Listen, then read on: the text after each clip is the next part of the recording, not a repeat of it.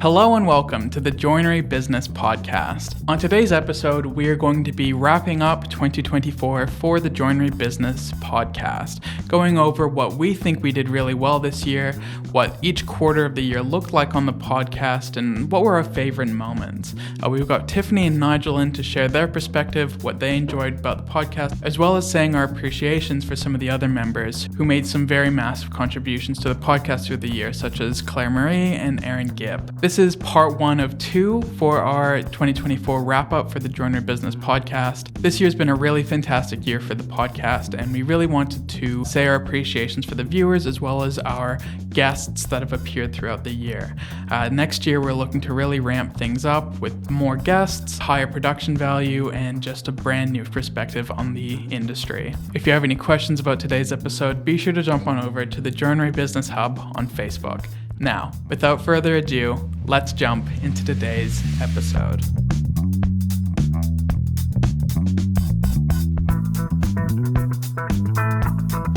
Hey, welcome to the Joinery Business Podcast. I am joined today with a special team, Nigel Newman, Tiffany Newman.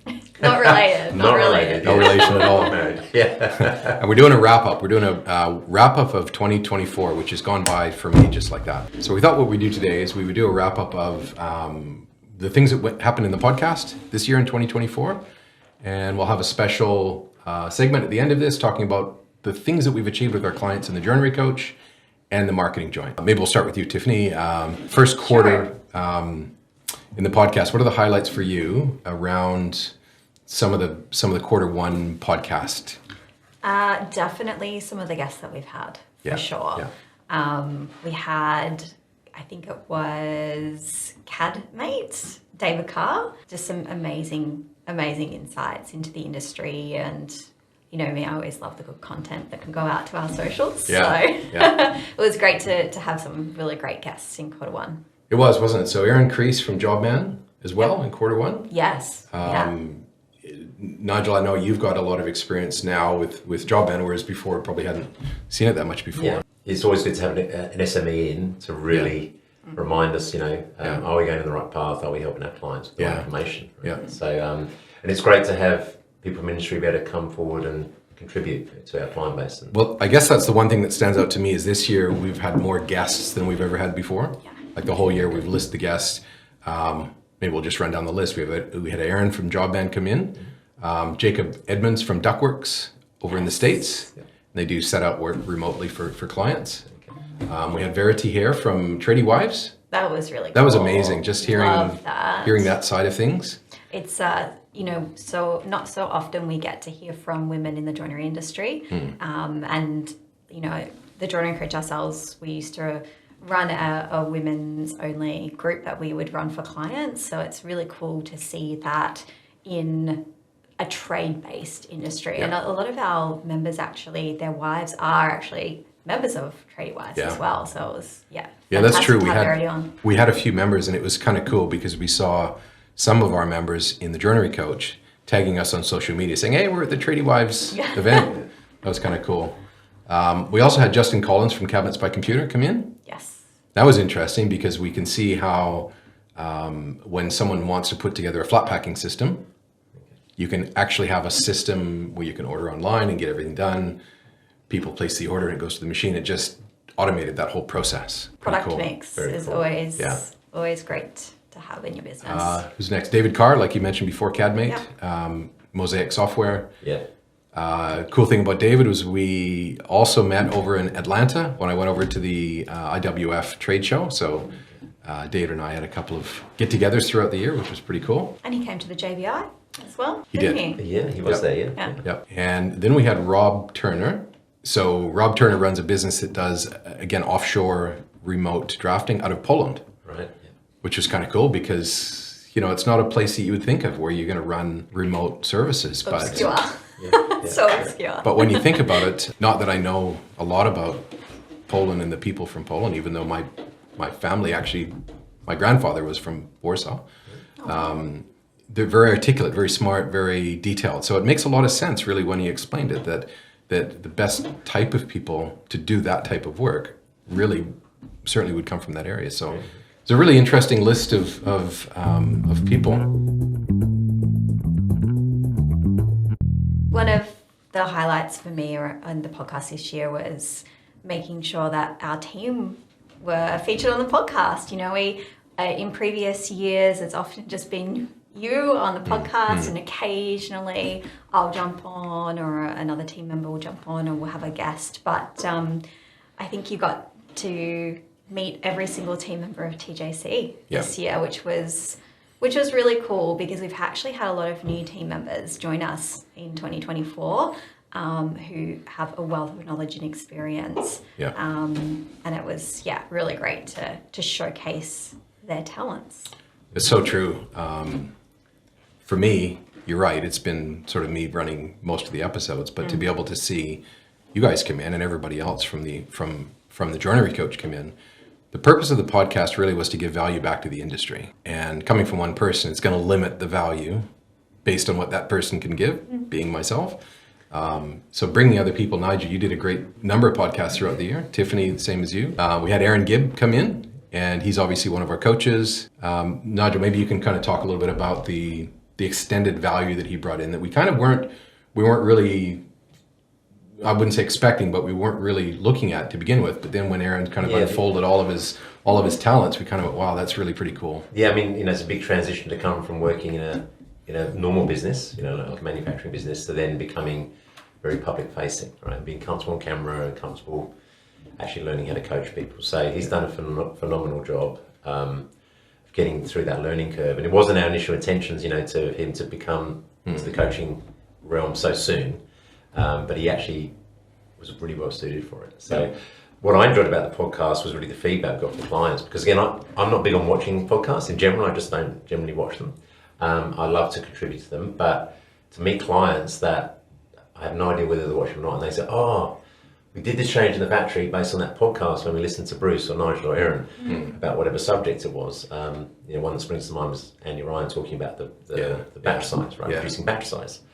To the point where they've been saying, don't give this stuff away for free, because this is really gold, right? This is really good information. To hear that there are clients getting value out of the podcast and really taking that on board and putting it into practice, that was the really cool bit for me. And to see Aaron grow, particularly around like Q2, Q3, that's really where I saw him finding his feet, getting really confident, really getting really good feedback from people after he'd had a session with them. How effective he was at navigating, helping them through, just assessing if Jobman's running okay. A lot of them I think some people were maybe under the assumption, hey, Jobman's running really well, and Aaron coming in, well, actually, you're only using 20% of it. There's all this other stuff on offer. And then he was able to actually help them put a plan in place to actually get those bits turned on and working. So I think, and he just has a really calm demeanor. He's just been really well. And he's been in the trenches for a long time, so he's very relatable. Yes, yeah. So I think you're right, Nigel. I think the feedback from the podcast this year has been exponentially more, if that's the right word, dramatically more, because the feedback and the messages we've been getting just generally from the industry around, I watch your podcast, it's really helped me, that sort of thing. I thought what I'd do is I'd share just one little message that I received. I won't name who it is, but I'll just, for the purposes of this podcast, anybody listening to it, just to maybe talk about the impact that it can have. Hey, Bruce, I just wanted to say how much I enjoyed your podcast. I started listening to improve my English, and this has become one of my favorite ways to learn and stay inspired. 5 years ago, I left a joinery business in another part of the world and moved to New Zealand to start a new chapter. Stumbled upon the podcast by chance, and now I listen to it all the time. Besides the incredibly useful business insights, I find your sessions truly inspiring. Currently, I'm a manager. Many of the ideas you share on the podcast, we find very relevant to our industry. One day I'd like to be a guest on the podcast. And I've worked with many companies around the world, and the podcast is reiterating, I'm kind of summarizing what she said here, and is filled with so many unique experiences. For now, I just wanted to express my gratitude to you, and thank you for the incredible value you bring to your listeners. So that's the sort of feedback. That's the reason we do the podcast, is because it changes lives. It helps people. Hopefully the podcast helps people take a step forward. Now, you're going to have to take a number of steps forward, but that first step is the first one. That breakaway step is maybe, and if people listen to the podcast and understand that there are literally hundreds of thousands of other businesses around the world like them struggling with the same things, this can be that one central place that everybody can kind of get that same community feel around. Yeah, I think there's a strong, a large gap, right? So for industry-specific information that people can connect to, because we know this is a very, sheltered industry from all the changes that have happened elsewhere in the world around other manufacturing style businesses. So, it's going to be hard to watch a podcast that's generally about manufacturing and really see how it relates to your business if you're a small shop. So seeing something that really people, that kind of feedback just says they're hitting the mark, right? People are really resonating with the way that the podcast is put together and kind of targeting those people that it really means something to. So I think that's a really good feedback. Tiffany, let's talk about your contributions to the podcast this year. What stands out to you of all the things that you've kind of contributed to the podcast? What's one or two of the highlights for you? I've covered sort of a breadth of topics. I sort of veered into team and leading teams and what that looks like, but definitely collaborating with Claire from the Marketing Joint, which is our sister company, our marketing agency. If you don't already know, cheap plug.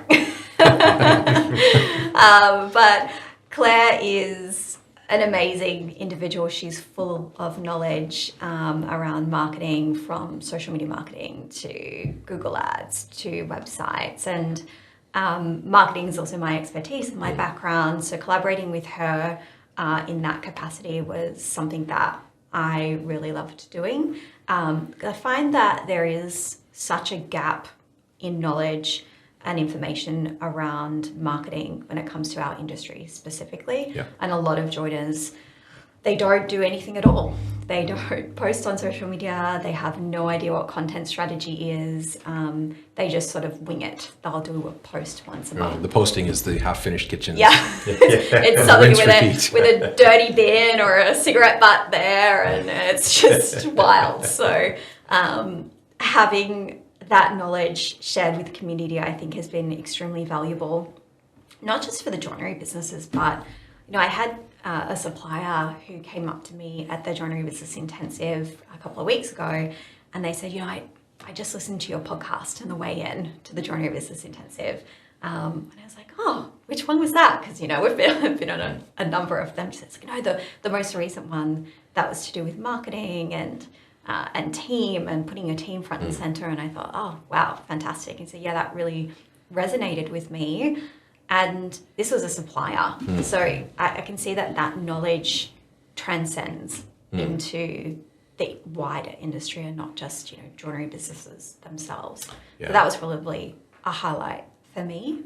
But also, I think one of the other highlights was looping Carol in from a leadership perspective and talking about what it is to lead teams in this day and age and how to truly empower your team to do the best that they can. It was a really great episode.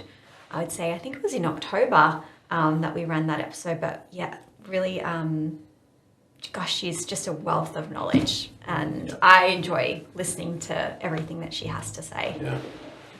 Nigel, how about you? Your memories of the year that just went with the podcast, what episode stands out? Well, kind of like what Tiff said there around, what's really interesting is when because we work as a team, right? But I'm not sitting in the coaching session with Carol or Tiffany. So that's where I get to see them shine and share that information, right? So you really get to see their expertise and kind of the insights they have into what they're really good at. So I really enjoyed, I guess throughout the year, I've just enjoyed learning how to do a podcast, being comfortable. Oh, that's right, because this is probably your first time actually being on a podcast. That's right, yeah. Riley was really helpful with that. So that's what's the beauty of having a team, is people make you feel comfortable, and don't overthink it. Don't write too much down. Just kind of have a chat, write some questions, and just kind of go with it. And he does an amazing job of putting together an awesome finished article. So, so the learning curve for me was good. Working with Aaron was really fun this year around podcasts, and really, him being able to move into that space as well and be comfortable. Yeah. I won't specifically talk about the actual, but it's more about the journey of getting comfortable in that space. Yeah. And, being able to give you a bit of relief and not thinking that you had to do all the podcasts all year, or I'm not sure what last year was like. I was only there for, 3/4 of the year. Yeah. But, as a team, we've got to help each other around those things that can become bit challenging sometimes from a time perspective. So yeah, I enjoyed the whole year looking back, and I feel very comfortable now being in camera, being able to talk openly about subjects. Yeah, and give the knowledge you have. Yeah. But I think the highlight for me for my podcast was the capacity planning one and the batch size, because I just got a lot of feedback from people that just resonated. It started to make sense. And when you first do a podcast, you don't know what it's going to be received like. Even if you watch it yourself, that's true, because you know what you're talking about, you've got the understanding, but you're not really sure if it's going to hit the mark. Yeah. So you need that. So when you get nothing, you get a bit concerned. But when you get feedback, you go, okay, that's good. That's true, because we're sitting in a room right now and there's no audience. Yeah, right. We have no gauge. You can't see the faces. You can't get any questions. Yeah. So yeah, it's an interesting kind of dynamic that you have to get used to. But I feel very comfortable for next year. Yeah, and he's not here right now, but a shout out to Aaron Gibb, who's brought an enormous amount of value. We've talked about him already. Yeah. Some of his podcasts have been really well received as well. And Claire from the Marketing Joint, she's brought some amazing insights that we've received a lot of feedback on. Like, I hadn't thought of it that way, or I hadn't ever really considered how easy it could be just to do these little steps, because she's brought a few. She's just step 1, step 2, step 3. Just do that. Audio marketing strategy. That's been really cool. From my perspective, the person behind the scenes, Nigel, you mentioned Riley, who basically is the cog that keeps the cogs turning behind. Riley produces the podcast, puts everything together, and a massive shout out to him. I think we're like a wizard in the team, because I have no idea how he does it. I know what goes in, and I go, okay, it might be pretty raw in places, but it comes out amazing. So yeah, really good. So that whole this year, I think we kind of hit our strides this year in the podcast, I think. All right, so I thought what we do is we do a little bit of a wrap up today on 2 things. The number one most interest-driven podcast, and that was the series we did on how to find good people. Because it's probably one of the topics, if you jump into any social media around small business, particularly joinery like our clients, they're going to say, maybe out of 4 posts, there's going to be one that says, I can't find good people. Always. So it's a running joke, I think. So I think it's true that particular topic we expanded more than any other topic. We did a series on steps through that, how to find good people, and it's really not finding them, it's about attracting them. And that was the big step forward for a lot of people. And nurturing the people you do have, so that you don't have a high turnover of staff. So actually looking introspectively and going, geez, am I offering a great work environment, a good culture? Do I have a high turnover rate? And if I do, geez, is that on me or is that on the staff? Yeah. It's so true, isn't it? When a business owner says, I just need to find good people, I look around and go, they're sitting right here in front of you. Yeah. You got good people. So that was for me, that was a highlight, I think. But Tiffany, you've come up with the number one, based on stats, the number one most popular podcast we did this year. What was it? It was how to not let your clients run your business. Yeah, awesome. Because Nigel and Tiff, the one thing that we probably do most with clients is the victim, what's happening to me, builders are moving dates, jobs not ready. Approving things on time. All this, it's happening to me and I feel I can't do anything about it. And that's a really good conversation. It's a really good conversation started to lead into about, actually you can. Yeah. What's your contract say? How are you really triggering, how do you know the site's ready to start machining? And some people that they kind of go, I've never really thought about it that way. I can control my destiny. I can control my business. And why am I working with those guys that want to basically bend me over backwards? Because they're never really happy. No matter what I do for them, they're never really happy with the end result. So I love that conversation because it's probably the biggest kind of coin drop people have when they realise there's something I can do about that. Great. It's kind of funny because we've just had a new client. I won't name them, but I don't know if you remember this conversation, but a new member in our GPS program said, we've got this builder that really loves us, but he won't really let us know that that's how he feels. and that old school mentality of I won't tell you that I like you, because if I do, then you won't perform. If I don't tell you you're doing great work, you are going to then always strive to do better and better and better, right? So that's not a great relationship, is it? You want your clients willingly telling you how great you are, not always trying to make It you reminds me strive. of a phrase I heard early on, which is a very correct phrase, which is treat them mean, keep them keen. Yeah, yeah. And it just doesn't work. It does just not makes work. you leave. Yeah, it makes you feel terrible. Yeah, it does. Being treated meanly. Yeah. Not giving that positive feedback. Right? Yeah. Where's that Britney Spears song, The Toxic? Toxic, no, yeah. You're toxic. Yeah. Yeah. Yeah. Yeah, so that's, that whole topic that it obviously resonates throughout the industry. I was quite surprised when we were looking at the stats. I didn't think that one would be number one, but it makes sense. Things that connect with pain points, right? So this obviously is a pain point for most people. Yeah. And especially when you feel like you're a victim, you can't do anything about it. Yes. So hearing that there's a podcast with some information about what I can do about it, Yeah. I don't need to be that victim, then I think that empowers people. Right?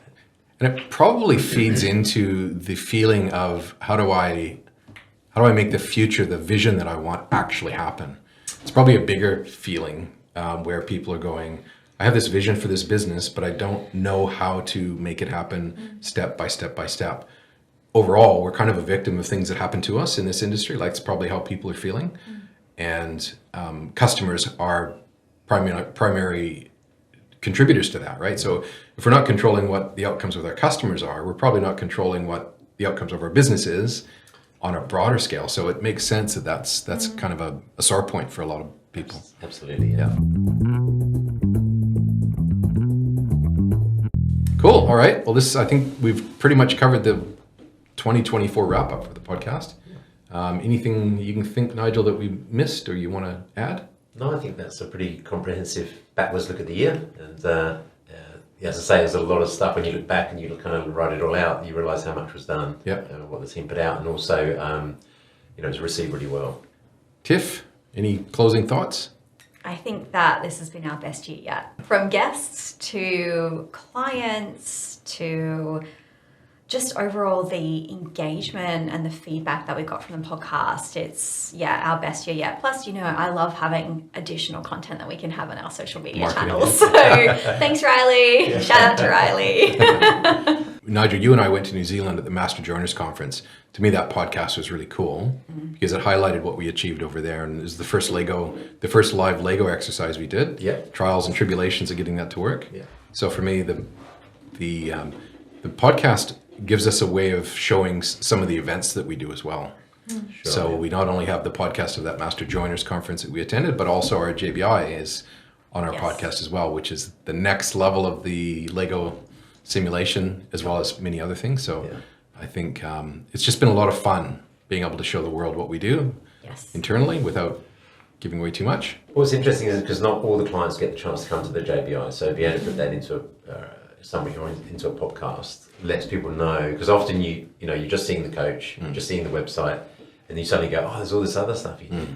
How cool is that? So it exposes, I guess, the depth of what we have on offer for people within the community. So and more broadly, just podcast listeners that are not clients of ours that might be listening in Wondering parts what we're of the about business. with the Joinery Coach. 'Cause Yeah, it's often seeing an event. The Joinery Business Podcast is actually run by the Joinery Coach. Yeah. So. And why would want to listen to this podcast? Well, we're in the trenches every day with businesses just like yours. Yeah. That's the value. Yeah. We're not in beta testing. We're actually doing it. And we're not a podcaster sitting just talking about stuff. We're actually sharing what we're doing. Right. Which is different, right? So some Implementing it podcast with clients. scenarios are about just talking about stuff. Real life solutions. Yeah. Yeah. Cool.